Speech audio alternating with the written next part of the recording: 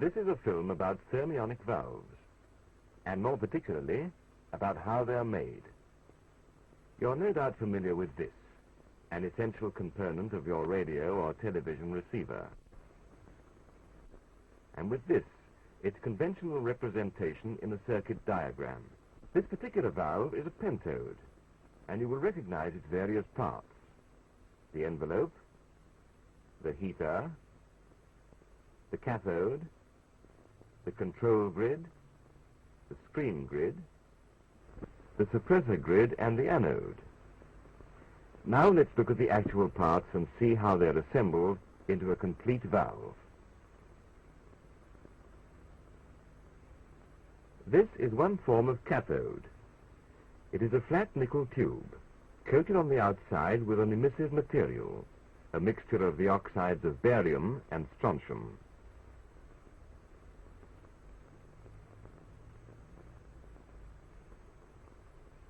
Here is the heater, spiralized tungsten wire, only 70 microns, or a little over 1/500th of an inch in diameter. It is bent into a V shape and is coated with an insulating layer of alumina. These are typical grids, flattened spirals of fine molybdenum wire, wound on two stout backbone wires. In the pentode type of valve, there are three grids: the control grid, the screen grid, and the suppressor grid. The anode in this particular valve is stamped out of sheet metal in one piece. It is blackened on the outside to help dissipate the heat developed in the anode by bombardment by swiftly moving electrons. These are mica discs carrying metal screens, and the electrodes you've seen are assembled concentrically between two of these discs. For purposes of demonstration, the operator's movements have been slowed down, and jigs are not being fully used. First, the cathode is fitted in the bottom mica. Then the control grid.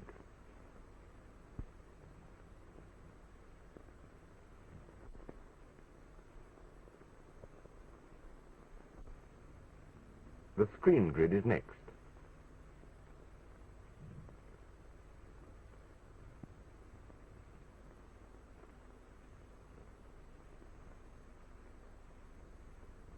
Now the suppressor grid is put in place.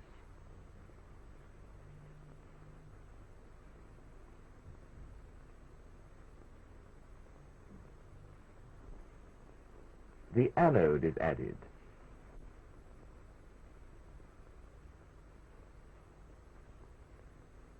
And the top mica goes into position.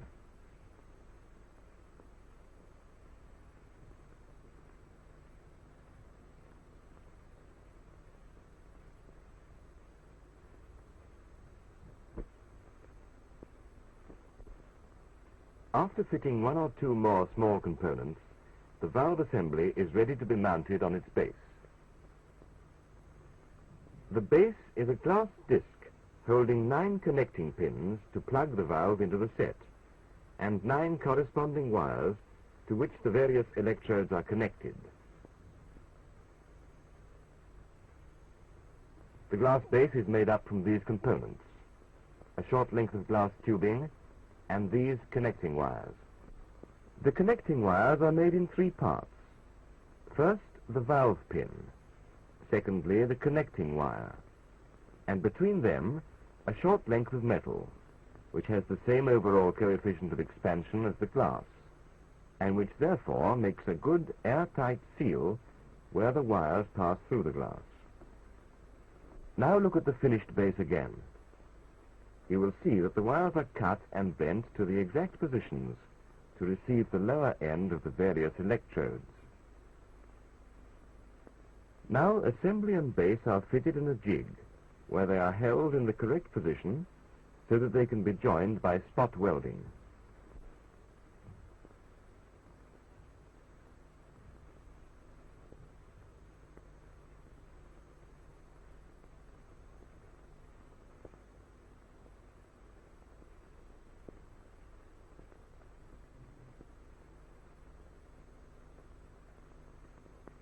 When all the connections have been welded, the assembly is taken out of the jig and a few further components added.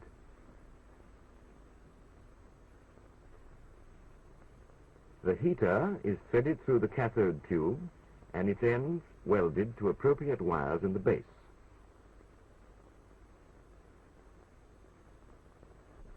This small plate helps in dissipating heat by radiation, so keeping the control grid cool and reducing the risk of grid emission.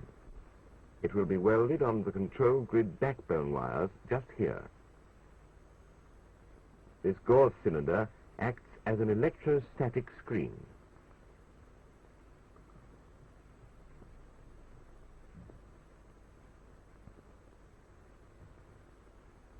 This additional mica disc keeps the assembly central in the valve.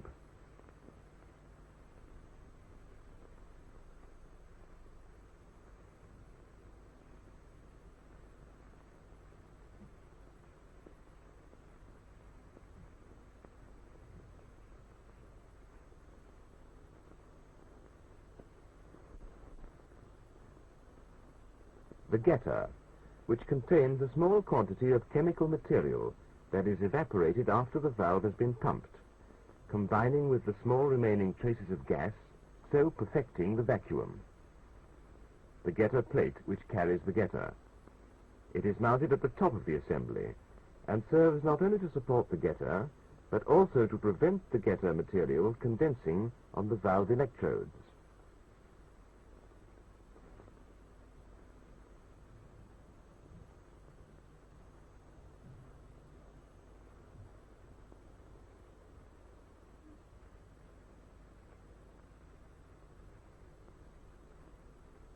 Here is the getter welded onto the getter plate. The bulb is a glass tube with one end closed, and to this is attached a filler tube in such a way that a passage is opened between the bulb and the tube. Let's push a wire through to show you.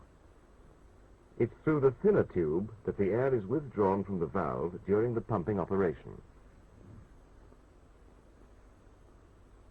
Now the electrode assembly is placed in the bulb, so.